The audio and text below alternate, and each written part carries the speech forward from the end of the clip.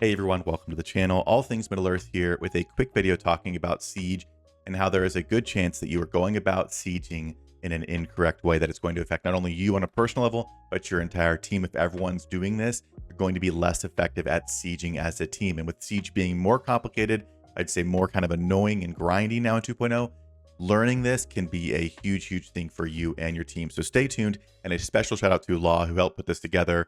Again, wouldn't have had the kind of data I'll show you in a second without him breaking it down for me and explaining it. Why don't you explain this to me like I'm 5? So shout out to you, Law, but let's go ahead and jump into the video.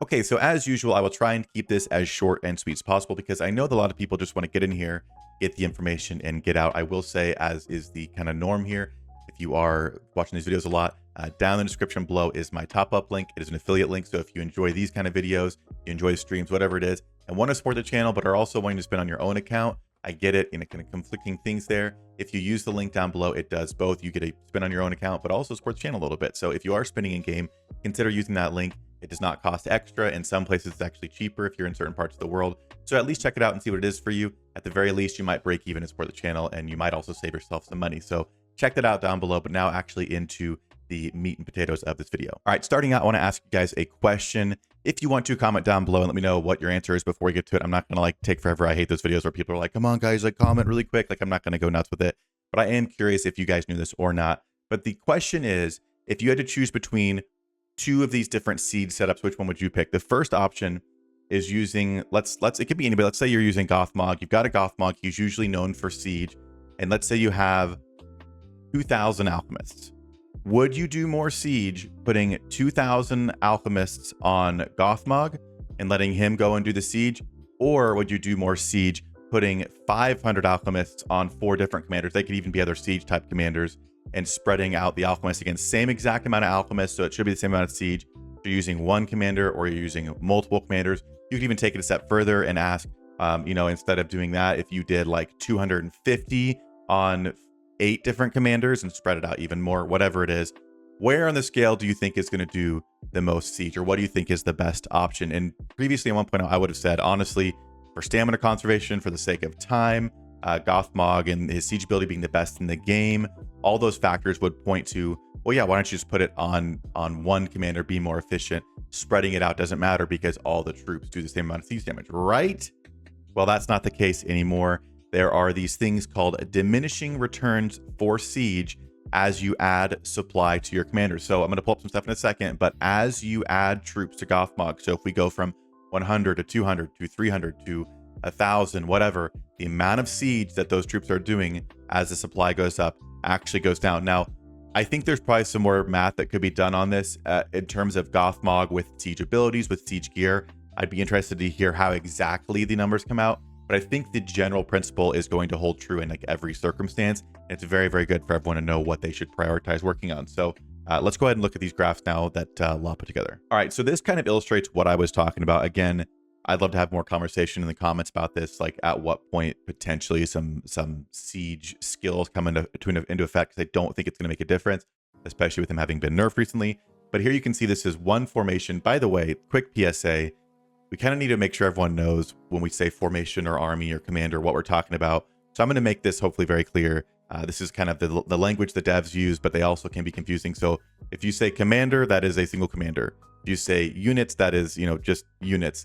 If we're talking about formations, that is a commander with units. The commander and units together are a formation. And if we're talking about an army, that is multiple commanders and troops together, multiple formations together. So hopefully that makes sense. So when I say one formation, which you can see, right, let me point all the way over there, but the one formation you can see over there, this is one commander with troops on one formation. So we have 1,094 alchemists. The total siege value for that one formation is going to be 299, which is siege damage per supply of troops is going to be 0.27. So this is that first option where it's like all on one commander. Just put your troops on there. At least you're like not using stamina on other commanders. Maybe you're trying to do multiple keeps, or maybe you just don't have to do as many clicks or whatever it is. And maybe it's building extra forts to make this happen, whatever it is. But anyway, this is the first thing we talked about. Next, if we go up, you can see we have 4 formations. This is taking it from 1 to 4. And again, the exact same amount of alchemists here, 1,096 alchemists spread out on 4 formations instead of 1 is 544. So again, down here, we have 299.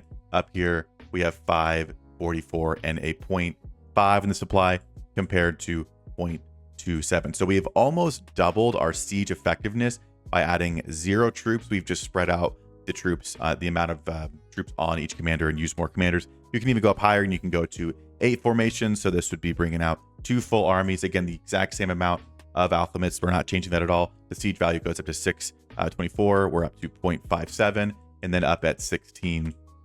Same amount of troops. We have 672 with a 0.62. So you can kind of see it all here. Again, the scale, it doesn't scale. The highest jump that we're seeing is around this point here, where you can see that it nearly doubles. So it doesn't double with every single jump, but you still do go up as you spread them out. So the fewer you run, the more siege they're effectively doing. So once you can use 10 armies, you are at an advantage if you're using all 10 armies and spreading your troops out on all of them. Again, if you have extra barracks, or if your barracks is overfilling, obviously you want to use all the troops you can, but especially starting out when you have to choose how many to bring out, it'd be better to use all your troops on as many commanders as opposed to just putting them all on one. We can also see that kind of illustrated here with this graph. So again, I did not make these, so shout out to Law for making it. Hopefully this is helpful as a visual. But here you can see the siege damage per unit versus supply per formation. So we can see the siege damage per unit, which is this column on the left here. This is going down as we add supply. Again, not like a crazy jump, but it's definitely, other than this little, goes up one little bit here and then it just goes down like that. We can also see here, this is siege damage versus unit supply. So how much siege you're doing. This isn't a single formation with alchemists. So as you can see here, if we have 250 alchemists, 250 supply of alchemists, they do just over 100 siege damage. So then if we double that and we go to 500 alchemists, they do 200. So no, we're not quite doubling the siege damage with doubling the troops, but it's kind of close. Like when you're smaller, it's not as big. And then if we add another 250, so we've tripled the first number, you would think, okay, well now we should be at 300 or close to it. We're actually at 250. And then if we go to 1,000, so we've done 4 times the starting amount, we're still below 300. And so as you can see, really once you get to that like middle point here, it really starts to plateau. So as you keep adding supply, the return is less and less and less. So instead of trying to chase this return like this, it'd be kind of getting to that sweet spot, whatever, which to me looks like it's around the 500 to maybe 750 supply, and spreading that out on every single commander that you can. Now, again, you have a full barracks, it's not going to matter as much. Just bring 10 armies and fill them all up. But if you have to make a decision based on your barracks, based on how much you're fighting, you definitely want to go with a lower number on more commanders, more armies. All right, just a little bit more, then we'll wrap this up. Again, hopefully, if you are not a huge math person, at least the idea has gotten in your head. If you're someone who likes math, maybe you like these kind of spreadsheets and graphs and things.